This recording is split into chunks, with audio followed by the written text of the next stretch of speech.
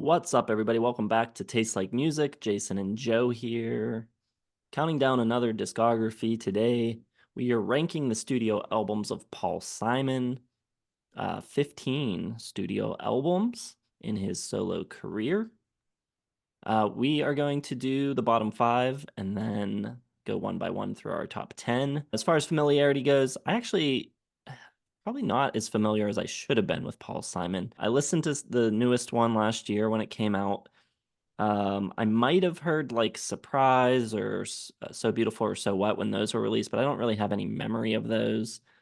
And I listened to the first two, the self-titled and There Goes Rhymin Simon, for the deep dive 72, 73. I know other songs throughout the catalog, but oh, Graceland too, I know in full, obviously. But yeah, and all the other hits and stuff I'm familiar with, but full album listens, a lot of this was new. How about for you? Yeah, same. It's weird. I think it's because my sister really loved Paul Simon that I just wasn't that interested in him because I didn't want to compete musically with our tastes. So I just assumed he wasn't any good solo other than Graceland. Everybody loves Graceland. I knew Graceland. Played a lot in my house growing up. I did the deep dives for, self-titled, There Goes Rhymin Simon, 72, 73. And I have some thoughts. I got some changed opinions on a bunch of stuff. But a lot of the rest of it was new to me. I was not aware of most of what he was doing from 1974 until 1986. So very interesting discography to jump through. All right. This I'm gonna just say up front, this is gonna be one of those videos that is rough for the first half.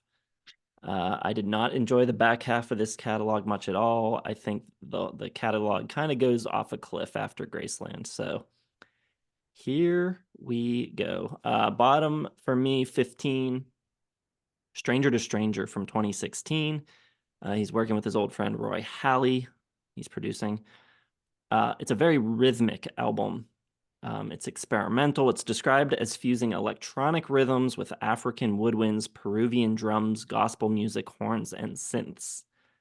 He's also using custom-made instruments from music theorist Harry Patch. My take on this is like, if you're going to be this experimental and pretentious about blending sounds from around the world, at least make it challenging and interesting. I mean, this is like, it's so frustrating. Like, all of this stuff that he's doing doesn't need to be there. It doesn't add to the songs. It doesn't make it better. If anything, it detracts. I think it's really, really boring, super bland, and yeah, 2 stars for that. Going back a decade earlier to Surprise 2006 for my number 14, he worked with Brian Eno on this one. Eno not credited as producer. Instead, what do they call him here? Electronics and sonic landscapes is what he's credited with. And frankly, those electronics and sonic landscapes stink. They don't blend at all with Paul Simon's music. They sound dated and not even to 2006. This sounds like 1998 to 2002. It's still smart, interesting songwriting. I will say this, I don't think Paul Simon ever really got bad at writing lyrics. And his chord changes are usually really interesting. It's not the songwriting that goes downhill. It's the presentation of the songs. The melodies are what's not really sticking anymore. The hooks are pretty much non-existent on this.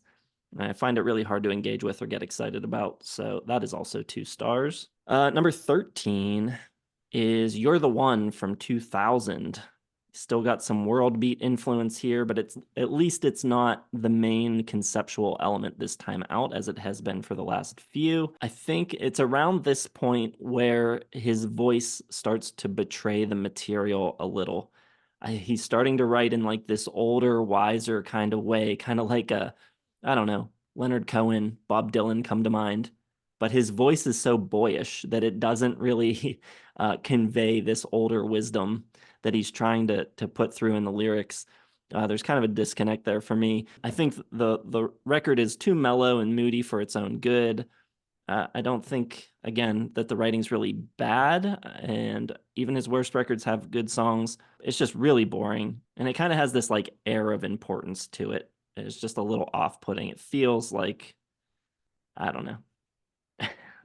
I the whole back half of his catalog just seems a little full of itself. That was also 2 stars, if I didn't say that. Number 12, the newest one, Seven Psalms from last year. One 7-part, 33-minute track. People comparing this to Bowie's Black Star and Cohen's You Want It Darker. It's supposed to be like this wisdom from the mouth of an aged artist. And I just think it's incredibly boring. Again, lyrics might be very interesting, but melodies are so dull. I think I would have enjoyed this record more as like an instrumental guitar album. I think the most interesting thing about this record is his guitar playing. I think he's playing some really lovely, interesting guitar parts, and the singing over it's just getting in the way. This was one of my lowest rated albums of 2023. I wrote dreadfully dull, 2.5 stars. Still at 2.5 stars for my number 11, Songs from the Cape Man. This is his performance of songs that he wrote for a Broadway musical called The Cape Man. This time he's blending like 50s doo-wop and Puerto Rican rhythms. This was not received well. The stage show to the musical lost $11 million. It was his lowest charting album to that point. He comes out of the gate dropping racial slurs and F-bombs, and like I get that like the standards for those kind of things have changed over time, and I'm not holding it really against him. And I understand that he's like singing in a character from the stage show, but his is not the voice to be playing that character. It does not work. He feels totally over his head here, just in way too deep with the world music stuff. Musically, I like the doo-woppy stuff, and some of the Latin rhythms are cool. There's some cool horn stuff going on. But on the whole, I'm just not buying the whole thing. So 2.5 stars, that is my number 11. All right, I don't really disagree with any of those. I don't have the exact same list, but it's pretty close. Number 15, I'm with you. Stranger to Stranger is the very bottom for me. Which I was looking at the reviews.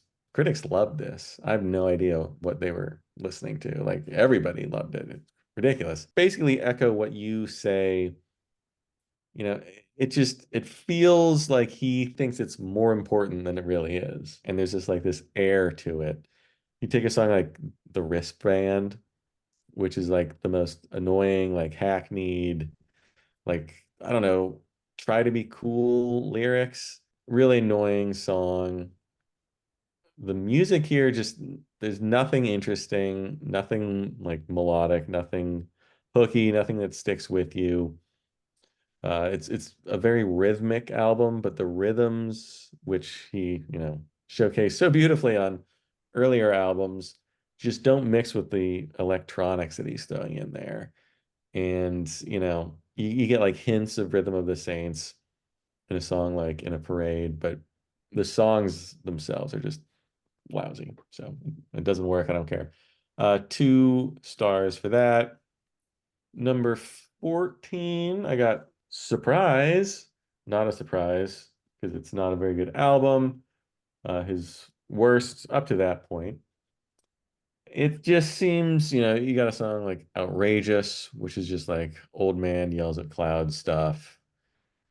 And the music seems like it wants to be like cool for 2006. Like it's taking on all these contemporary flavors.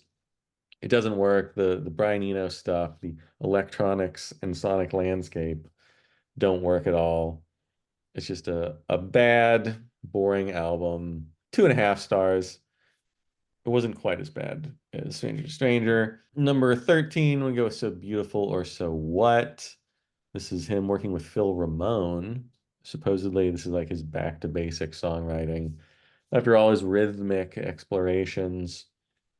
But I don't like it. I don't like the peppiness of getting ready for Christmas. Saw this kind of too much stuff. I wanted like an acoustic guitar and Paul Simon and, just something simple. And it still feels like there's just too much stuff coming in that distracts, which maybe is a good thing because there's not a lot of great melodies here. And you have like prototypical old singer-songwriter songs like Love his Eternal Sacred Light, which, he has to go back to the beginning. How did it all begin? Started with a bang, a couple of light years later, stars and planets sing, and you have fire and love comes in and blah, blah, blah, blah. It just sounds like something that's been written a million times. Another one that critics loved that I don't get. That one's 2.5 stars for me. Number 12. This one was nominated for Album of the Year at the Grammys. You're the One, his big comeback after the racial slurring of the Cape Man and all the F-bombs and stuff like that. And to me, this sounds like Phil Collins' Tarzan soundtrack territory. Like it's super soft rock, very adult contemporary sounding. Like the songs are like, okay, I'm old now. I've given up. I'm not going to do anything like songs from the Cape Man anymore. I've just accepted who I am, what I'm doing. And that's not necessarily a bad thing. It's just, I don't know. These songs did not stick out at all. And yeah, I don't remember literally anything about it other than you got Bagiti Kumalo on bass and Steve Gadd on drums, which is sounds cool, but I didn't notice them very much either. And yeah, it was one of the many albums that lost to Steely Dan's Two Against Nature. And number 11, that was 3 stars for You're the One. It's just like the most average album I can think of. Number 11, I don't know, this one's tough. It's probably like a 4 star album, but it's remakes In the Blue Light from 2018. So what you have here is an album full of songs that are mostly good. Too many songs from You're the One, but there's some really great deep cuts in here, some of which will be on my songs list.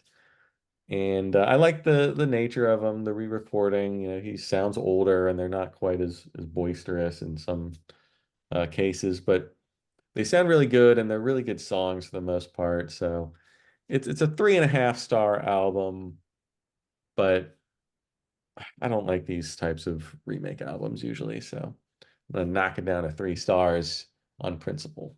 All right. So yeah, we are very much on the same page as far as what we've gone over so far, even though it wasn't the exact same. So Beautiful or So What is my number 10, and I am still at 2.5. So yeah.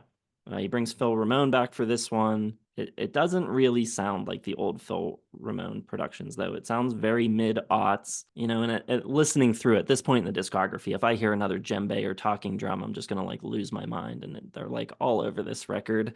That said, I do think there's some slightly better songs here than we had on the last few. Love and Hard Times, I think, is a pretty strong tune. Love is Eternal Sacred Light feels like a reworked Graceland track. Question for the Angels might be his best post Graceland track in total.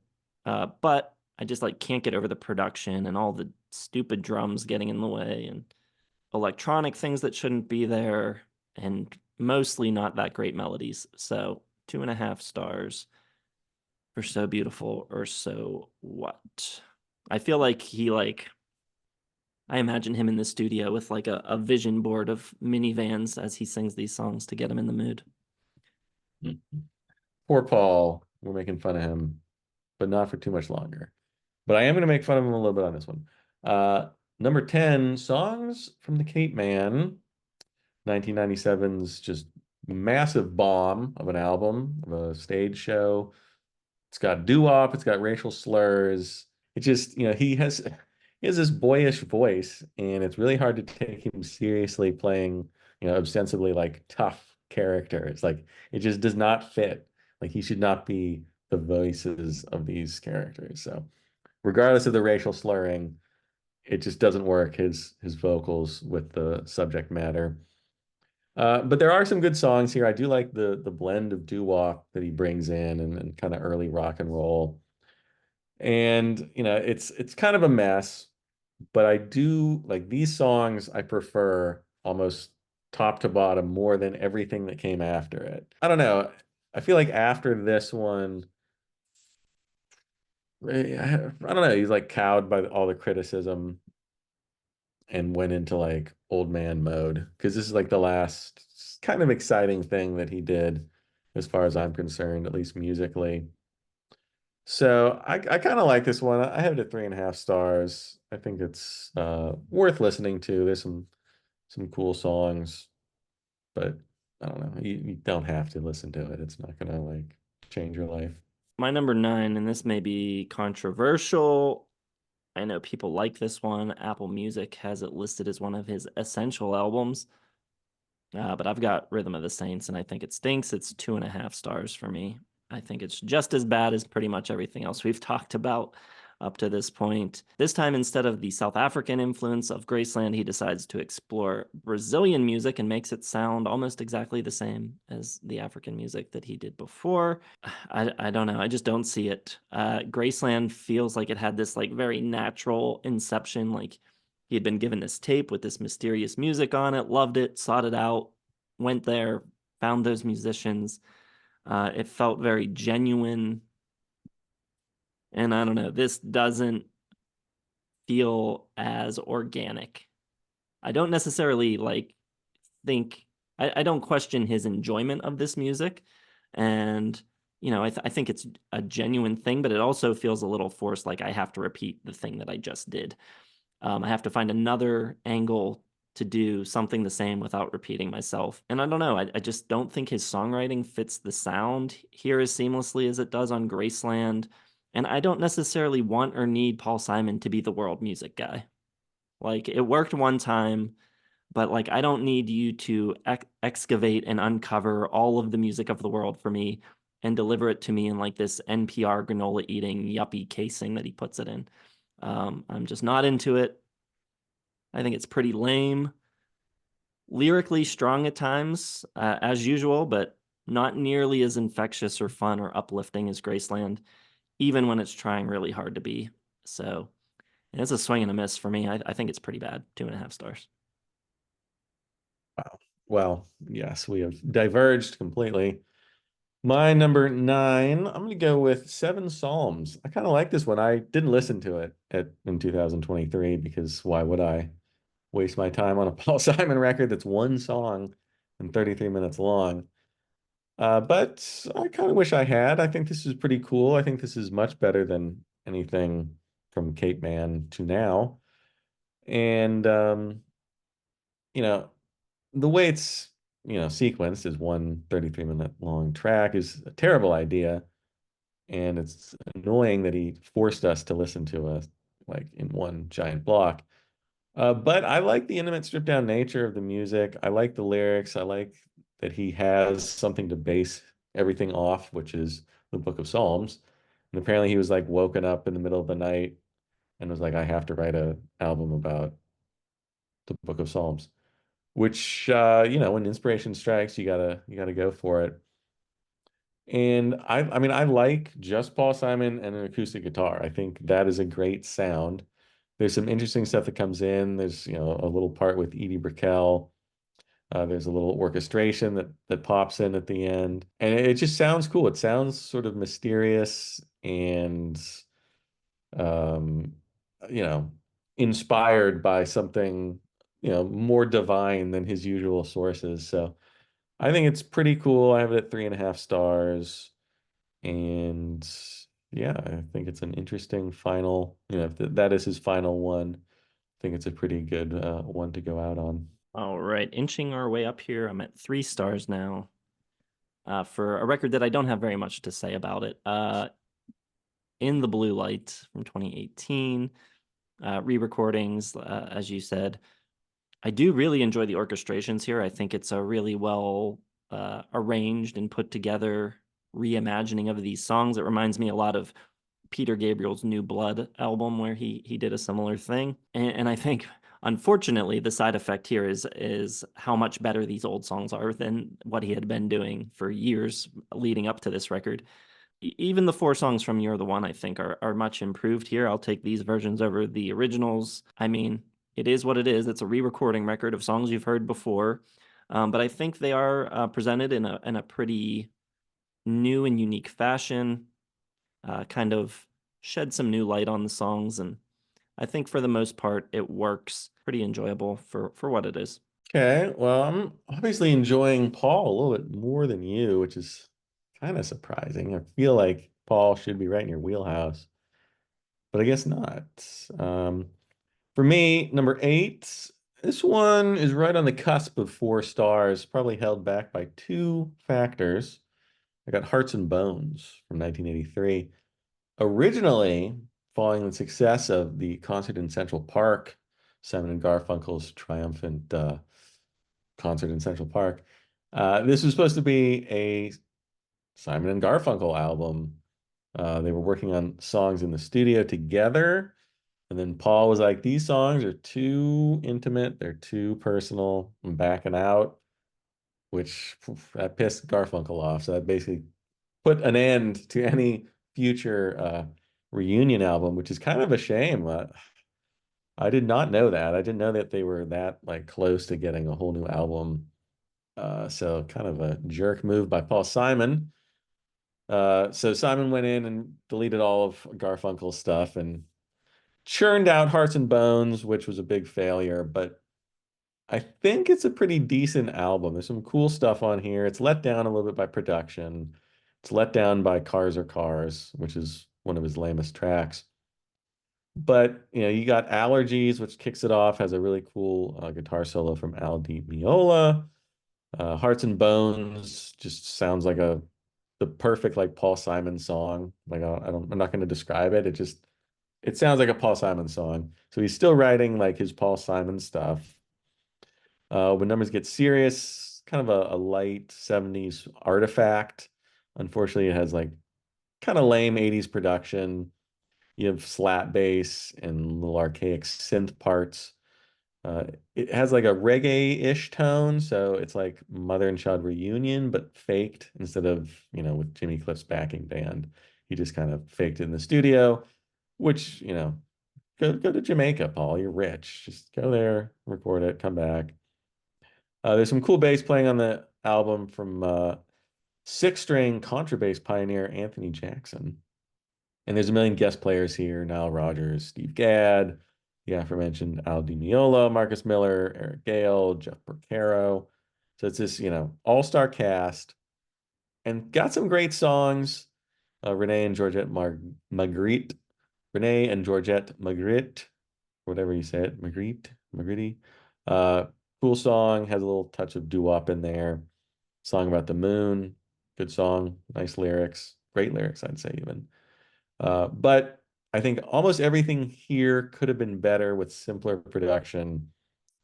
And 1983 is just a terrible year for sound of albums and music. It's one of my least favorite sounding years ever. So maybe chalk it up to that, and maybe a little from kicking Garfunkel to the curb. So it's a good album. It's like a 7.9 out of 8, but or 7.9 out of 10, but not quite to 4 stars. All right. Number 7, I'm a little surprised you haven't talked about this one yet. It is the Paul Simon Songbook from 1965. Released in 1965 in the UK only, after the first Simon and Garfunkel album came out in the US only. It wasn't released in the UK until 68, so this is the only Paul Simon really that the UK has for a minute. He cut it for his UK folk fans. 2 songs here are re-recordings from the Wednesday morning 3 a.m. record. Most of the other songs on here appear on subsequent Simon and Garfunkel records. It's sort of a unique album, and I'm not really sure that it should be counted here. It's kind of hard to rate because of what it is. Like, I like all of these songs a lot, but I'm already familiar with most of them, and I don't think many of these songs are as good as the later versions. The best moments on this for me are when his vocals get a little rougher than you're used to hearing them. There's a couple occasions where he almost like breaks and like kind of is on the edge of his range a little, kind of straining, but in a cool way. And I think because of that, I might actually like this version of Sound of Silence the best. That's not a song that I'm as high on as everyone else normally seems to be. But this version I think is actually pretty cool. That is the one that I think is most improved here. But yeah, like I said, every song is good. If this was just a standard, like this is a record, it might be like 4 or 4.5 stars. The songs are great. For the nature of what it is, though, I think I'm at 3.5 stars for it. I think it's good, it's interesting, but if I want to hear these songs, I'm not going to come to this record. I'm going to listen to Simon and Garfunkel. What you just said, but 4 stars for the Paul Simon songbook for me. It is really weird to hear all these songs and to think of them as a solo act before the versions that we're all sort of more familiar with. And it really, like, this is a hell of a lineup of songs for 1965. Like, it's kind of amazing that he had all this in store. Um, yeah, I mean, it probably for 1965, it's like a 4.5, 5 star album. If none of these songs had ever been touched again, people would be like, "Oh my God, Paul Simon was friggin', ahead of his time. What a masterpiece this is." But it basically gets completely forgotten about because of the Simon and Garfunkel rearrangements of a bunch of stuff. So it's a weird one, but I mean, how can you like not love an album that has "I Am a Rock" and the superior version of "The Sound of Silence"? I had the same thing. That's his vocals on it are so much better. Gets a little angry, but it does soft in the same song, and he's kind of just I don't know, more confident in it or something. I'm not sure. It just doesn't have the safety blanket of Garfunkel. And yeah, Kathy's song, you got a simple desultory Philippic and Flowers Never Been with the Rain. Like these are some killer songs. So uh but it's 4 stars because it's weird and I don't understand and I can't comprehend this album. So I'm just giving it 4 stars and never mention it again. All right, my number 6 is the quote unquote first solo record. Paul Simon from 1972 opens with the reggae of Mother and Child Reunion. This one was recorded in Kingston. Definitely a more diverse album than anything Simon and Garfunkel had done. Already showing interest in some more exotic styles of music. That would become a real integral part of his sound later on, the Graceland era and beyond. I had this at 4 stars from our 1972 deep dive, but I actually decided to drop it down to 3.5 here. As good as the writing is and as sophisticated as the music is, I don't find it all that gripping or interesting. I think aside from me and Julio, it's a little lacking in melody, which I think shows up in a bigger way on the next record. And I don't think the songs are quite the quality that you come to expect from Paul Simon through the Simon and Garfunkel catalog. I think his acoustic guitar playing is probably the highlight of the record here. Peace Like a River especially has some really great guitar playing. Probably not talked about enough as a guitarist, but I think there's several records, like the newest one even, where it really shines as one of like the best parts of the record. So yeah, excellent guitar player. I don't know. This one's good. It's just something a little missing for me. It's not, the songs don't draw me in as much as I feel like they should. I think it's a melody thing mostly, but yeah, 3.5 stars for Paul Simon. Wow, we were just having the complete opposite experience here. Although I will echo that Paul Simon is a hell of a guitarist. I was really impressed on the early stuff, especially. He's probably up behind, like Richard Thompson as far as the folk pantheon of guitarists goes for me. So that was cool. That was a nice discovery. For me, number 6, nice 4 stars, just. Still crazy after all these years, which it's a nice album. Simon moves away from the folk rock. He's doing jazz rock now, which I guess I never knew. Like I didn't realize he, delved into the jazz rock so hard.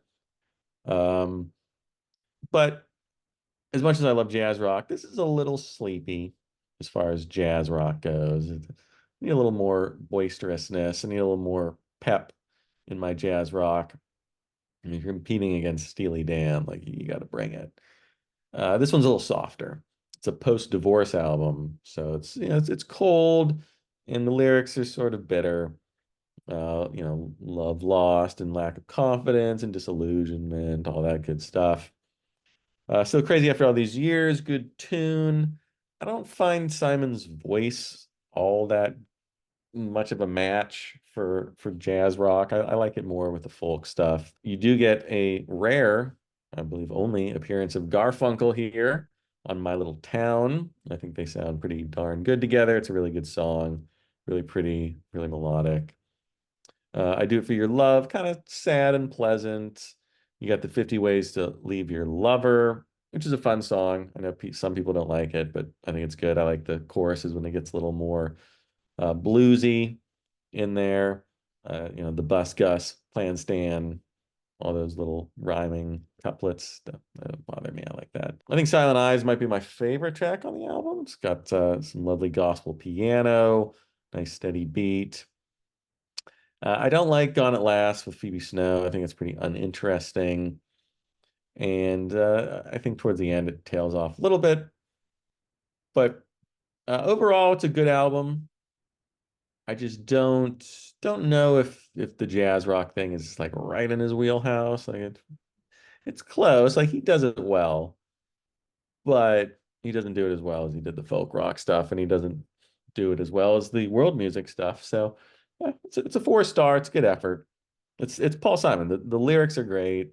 The songwriting is quality almost, always. So it's more just about the songs themselves, and this one didn't quite hit as much as the others. All right. Well, I know I've been pretty down on Paul throughout the videos so far, but at his best, I think he's excellent. And my number 5 is going up. No, it's not. My number 5, my number 5 is a high 3.5. Um, One Trick Pony from 1980, Phil Ramone producing this one. He moved to Warner Brothers prior to this record. It's somewhat tied to the film of the same name that he starred in, but it's distinctly different from the soundtrack. I guess there's like different versions of the songs here as opposed to what's there. The opening track, Late in the Evening, was the hit from this record, featuring Steve Gadd playing this Cuban Mozambique style drum groove where he's using 2 pairs of sticks, 2 sticks in each hand. You also have Tony Levin on this record, Eric Gale, Hugh McCracken, just a lot of great players, especially in this era of like the late 70s, early 80s. Tons of great studio players on his records. The rest of the record isn't entirely different from Still Crazy After All These Years. Lots of Fender Rhodes, electric piano, jazzy chord type of stuff going on here. It might not have the same quality hits as that record had. And it probably doesn't sound quite as rich, but I do think it's an underrated set of songs. How the Heart Approaches What It Yearns is great lyrics, music, arrangement. That's Why God Made the Movies, and especially God Bless the Absentee, I think are fantastic songs. The latter of which has some killer playing, I think, from I believe it's Eric Gale on that track. There are 2 live tracks on this record that break up the album in kind of an awkward way, I think. It's not even that they sound that live, they sound almost like studio recordings, but they sound sonically quite different from the other tracks. And it's a little weird, kind of, I don't know, breaks things up in an unpleasant way. Yeah, just a high 3.5 for me, but I think there's some really underrated songs, and we're getting to the stuff that I like a lot here. So, Okay, well, that's also my number 5. But I like it more than you. It's 4 stars for me, and I like it more than Still Crazy After All These Years. I just think it's a little more lively. It has a lot of the same players on it. It's still jazz rock. It's still got the people you mentioned, Eric Gale and Tony Levin and Steve Gadd and all sorts of great players. I just like the songs better. I think they're more exciting. Late in the Evening, really cool world music vibe. He does that on a lot of these track ones. Mother and Child Reunion, Graceland, Rhythm of the Saints. I like that about him. You got One Trick Pony, I think is a really good song. The live aspect is a little odd, but I think it's a really good song, so I don't care. Ace in the Hole is cool. That's the other live one. I think side 2, Ace in the Hole, Nobody, Jonah, God Bless the Absentee, Long, Long Day, all just great songs. God Bless the Absentee, probably the highlight of the whole album for me. Just really cool piano part, funky, jazzy bass playing. It's got like that jazz fusion spirit on it. Richard T on piano, Tony Levin on bass. So it's really cool. Just wonderful players, really good melodic little number from Simon there. I think a couple tracks sound like Billy Joel, which is interesting, like Jonah. Maybe it's the like electric piano. Um, but like I'm really getting some like James vibes from Jonah. But I think all these songs are really good, and critics hated this one. I have no idea why, no idea what was up there. But when they were reviewing this one, I think it sounds great for 1980, and I really have no issues. It's a strong 4 stars for me. All right, my number 4 is There Goes Rhymin Simon, which I think is a quite varied album. He worked with a number of different co-producers for different tracks. It opens with the excellent Kodachrome, which I think right out of the gate is better than anything on the self-titled record. I love the backing vocals from the Dixie Hummingbirds on Tenderness, somewhere between gospel and doo-wop. Really bring a lot to that track. Great horn arrangement on that as well from Alan Toussaint. Some great Dixieland brass on Take Me to the Mardi Gras, which is really cool. Something So Right is a lovely ballad. Got some nice electric piano on there. One Man's Ceiling is Another Man's Floor. I think is a great piece of like classic Paul Simon songwriting. Side 2 drops off a little bit, I think. I don't think it's quite as strong as side 1, but it does close pretty strong with Loves Me Like a Rock. Overall, just like kind of a fun, vibrant, uplifting album.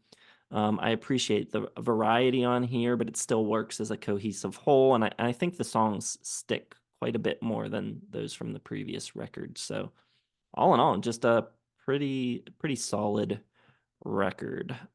4 stars. There Goes Rhymin Simon. Okay, my number 4 is one that you did not like, but I think is very strong. Rhythm of the Saints from 1990. Maybe it's just the 1990 that scared you off. I think you have a pretty bad relationship with that year. I'm happy to find another album from 1990 that I like a lot. This is Graceland, except now it's in Brazil, and now it's a lot more drums and percussion.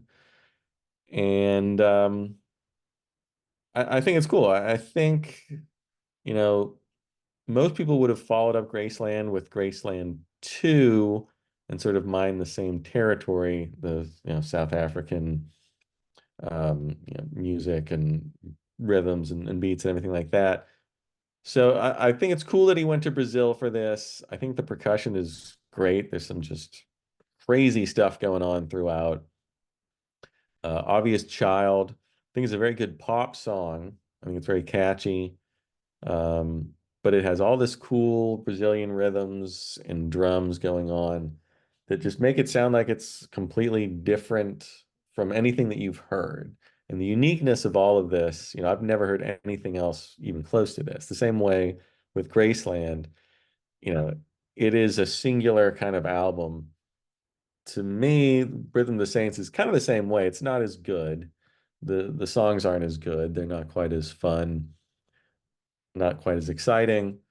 But, I think there's some real cool stuff here. Can't Run, but really awesome. Sounds like you're in the middle of a drum circle.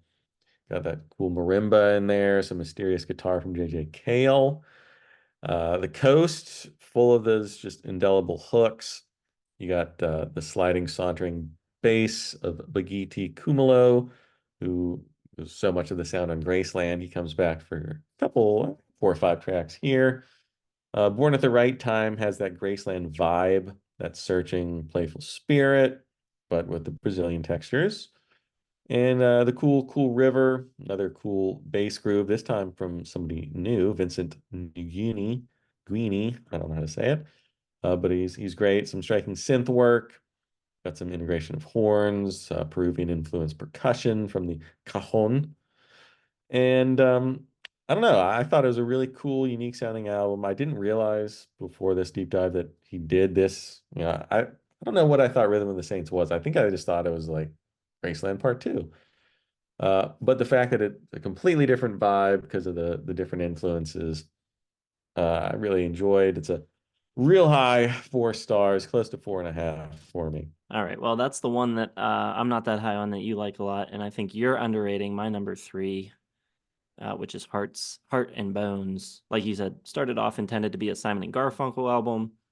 Uh, you went through the whole story, so I don't have to repeat that. But yeah, it's kind of a slightly different sound than the predecessors. He's not working with Phil Ramone again, so you've got Roy Halley and Russ Titleman and Lenny Waronker producing. It opens with Allergies, which is a really interesting song. That Al Di Meola solo on that track is absolutely smoking. It's so killer. I think there's just some really, really strong writing on this record, and I think from like a pure writing standpoint, I think this has some of his all-time best songs. I think the title track is incredible. Renee and Georgette Magritte with their dog after the war is amazing. Cars Are Cars, I kind of like. I think it's funny and light. Kind of, it's got a good hook on it at least. The late great Johnny Ace is maybe his best album closer in his catalog. And like you said, it was kind of a commercial failure at the time, but I think it's grown in stature and it's kind of like a cult classic among his fan base. I think people who are really into Paul Simon know that this is a pretty excellent record. I think, yeah, just the writing here is as strong as anything he ever did, I think. So 4 stars for me. Okay, I'm a little surprised you weren't turned off by some of the 80s-ness of it. I didn't think it had a lot of like the 80s things that really turned me off. It felt just kind of like a natural singer-songwriter pop record. So Right. I didn't think the drum sounds were like ridiculous or anything. It just I don't know. It worked. Yeah, I might have to revisit that for 83 deep dive in 9 years. Um, because it sounds like a 4 star album when you talk about it. My number three, I'm gonna go with Paul Simon, self-titled. I don't know what the hell I was thinking in 72, the deep dive, because I had this at 3.5 stars, and I was very close to bumping it up to 4.5. That's a pretty big leap though. So I'm sticking at 4 stars, but real high 4 stars. I love Mother and Child Reunion. I love that he went to Jamaica. I love that he got Jimmy Cliff's backing band to play with him. Hux Brown, Jackie Jackson, um, longtime members of Toots and the Maytals, Sissy Houston, mother of Whitney, sang background vocals on the recording. Just a really fun, great song. And then comes the tour de force that I overlooked, Duncan. I freaking love Duncan now. I saw people talking about it when we were doing like the top songs of 72 in our Discord and stuff. I was like, what the hell are you talking about? There's nothing good on this album. It's boring, it's lame. And I was wrong because Duncan is the star of the deep dive for me here. I love the lyrics, that the voyeuristic opening. The couple next to me has been going all night long. The instrumentation, those little interludes with the charango and the flute by Andean folk band Los Inca.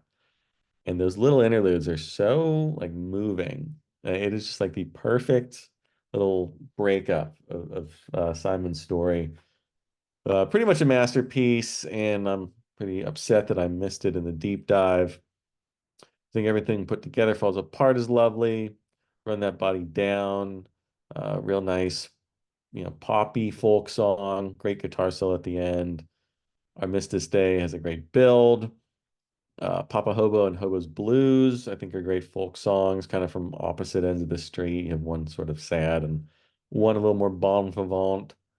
Love Me and Julio Down by the Schoolyard, got that great use of the cuica, that Brazilian friction drum that sounds like a monkey hooting. Very cool sound. And Peace Like a River, awesome. I mean, it's great. I can't believe how much I overlooked it because it is just everything about it. The lyrics, the music, the world influence, the guitar playing is phenomenal. And yeah, I totally slept on Paul in 72. I apologize, Paul. You're up to strong 4 stars with room to grow. All right, I would assume that this is going to be a bifecta. I don't The think there's old even bifecta. Woo! I don't think there's even that much mystery here, but my number two is Still Crazy After All These Years. Getting a little jazzy here. It's also probably the most focused effort, I think, of his solo career up to this record. It's more focused than the couple that came before it. 4 US top 40 hits. I think the title track is just stellar. I love the chord changes, great melody. I love the arrangement, killer sax solo from Michael Brecker on it, and just the way the music fits those kind of like bittersweet, nostalgic lyrics, I think is just really a great marriage of lyric and music. My Little Town, pretty great with Art, little duet there. I Do It For Your Love, also great. Love the vibe created by the blending of those really great guitar tones and the Fender Rhodes keyboards. 50 Ways to Leave Your Lover, though. This, this we got to talk about. This, I think, is the black spot on this record and probably the black spot on his entire career. I think I love the little drum groove at the beginning played by Steve Gadd, super cool. Love the chord changes in that verse. I think the melody's great. That chorus is one of the worst choruses I've ever heard. I think it's terrible. I don't like that it just comes out of nowhere and switches the vibe entirely with no warning. And I hate the obvious rhymes. I just think it's so stupid sounding. It completely wrecks the song. So, yeah, I know. There are some people, we were having this discussion, that agree with me, but yeah, I think most people will not. So, but yeah, I just can't stomach that chorus. It's just made doubly worse by the fact that it's such like a strong song until it hits, and then it's just like, well, I'm done listening to this. Uh, but then back to great stuff after that. Night Game, I think, is an excellent quiet ballad. Um, Gone at Last, you get kind of a gospel-y duet with Phoebe Snow. The closer, Silent Eyes, is fantastic. Slow Burning, another kind of piano tune. Again, a ridiculous list of players on this album: Tony Levin, Steve Gadd, Bob James, Michael Brecker, David Sanborn, Hugh McCracken again. Aside from that one chorus, I think it's a really, really strong record. And I think it really shows his we've talked about his guitar playing ability and his lyrics, but I think this also this record especially shows his understanding of music and some of the chord changes and interesting kind of jazzy stuff that he's doing. I think he really flexes that muscle more than on any other record on this record. So yeah, 4 stars. Right. My number two, and yes, the bifecta still in play. It's gonna happen. Number two, There Goes Rhymin Simon from 1973, which I had at 4 stars. I'm bumping it up to 4.5. It would have made my top 25. It would have been number 25. It would have bumped Don't Shoot Me, I'm Just a Piano Player, whatever the hell it's called, from Elton John. So again, I really enjoyed a lot of this week, especially these first 8 or so albums. This one a little, livelier, a little away from the folk rock. You got the Muscle Shoals rhythm section helping out on a bunch of tracks here. Opens with Kodachrome, which is just such an earworm. It's just pure pop perfection. Probably his most immediate single, his most immediate song in his whole catalog. Um, this is a terrible analogy. It kind of reminds me of No Such Thing by John Mayer. It's got like that same kind of vibe. Just the lyrics more so than the music, but I think it's great. Tenderness, you got that doo-wop, a little jazz in there. It's like the future template for Billy Joel. Both great songwriters, both great melodicists. You got One Man's Ceiling is Another Man's Floor. Got that cool like run out piano lick, pretty mesmerizing there. Got a little Dixieland and Take Me to the Mardi Gras. Love the sound of the acoustic guitar here. It's really bright and powerful. It snaps. Something So Right. Lovely lyrics. Soft, unhurried instrumentation. American Tune sounds like something that Simon Garfunkel would have sung. It's got that like big epic energy to it. Really cool. I believe it's a Bach inspired melody. You got some horns on Learn How to Fall, some nice electric guitar, a cool kind of juxtaposition of folk and cosmic. St. Judy's Comet has a little more of that country rock in it. And you got Loves Me Like a Rock to close things out. Just a buoyant, big, diverse piece of music. And I think for the most part, it just takes what was great about the debut and just makes it a little tighter, a little more, immediacy. Uh, I think the second half of the debut was a little weak comparatively. I think on here, there's no real weakness. American Tune, St. Judy's Comet, Love Me Like a Rock, killer second side. So 4.5 stars for There Goes Rhymin Simon. Drum roll. It's Graceland, 1986. Just a musical triumph, I think. I'll just say it now. It's I got no 4.5s here. I'm going to 5 stars for Graceland. It takes a wide variety of influences. It's not just the South African music that he's playing with, but there's Zydeco and obviously a lot of pop here as well. And for it to be so accessible and approachable, I think is really remarkable.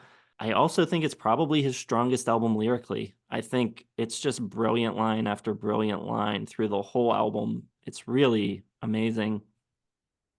There was a lot of controversy around this album involving the apartheid and the cultural boycott of South Africa, the inclusion of Linda Ronstadt on his track, who had played in South Africa when I guess she wasn't supposed to.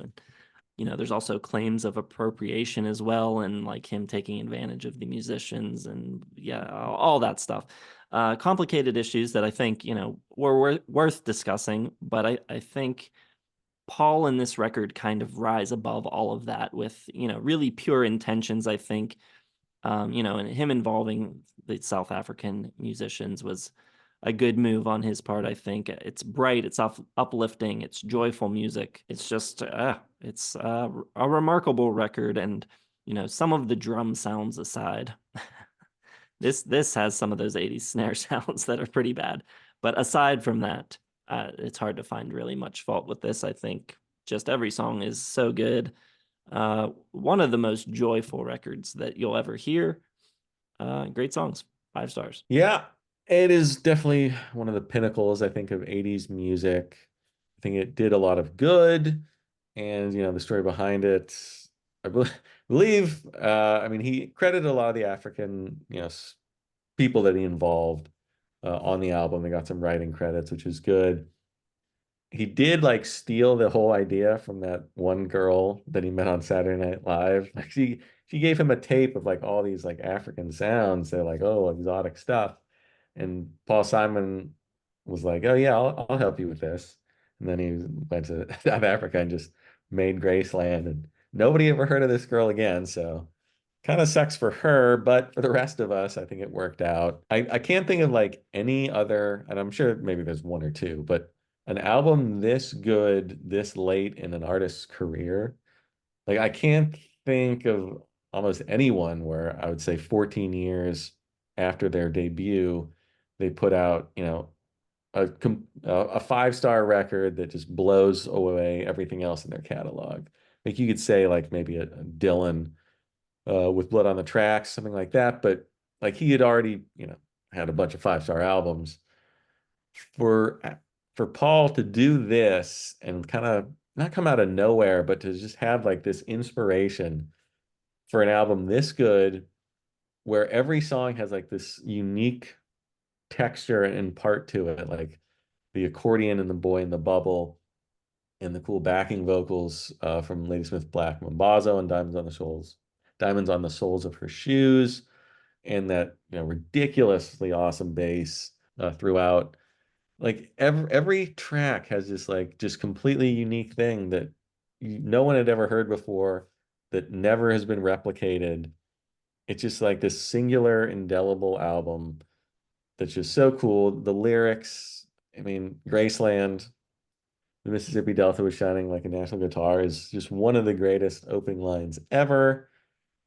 And it's just like every song on here has something like that. Call Me Al, You Can Call Me Al. It's just an incredible pop song that just doesn't sound like anything else you'll ever hear. And I don't think anyone will ever make an album like this again. So it just, and it's an incredible album. It's 5 stars. Probably should have had it in my top five in 1986. Probably regret putting Turbo by Judas Priest in there. because this is much better than that. So yeah, it's a just an amazing album, 5 stars. Really, really easy choice this week. All right, nice. Well, let us know what you think of our lists, what you think of Paul Simon overall, how you rate his records, all that good stuff. Drop it in the comments.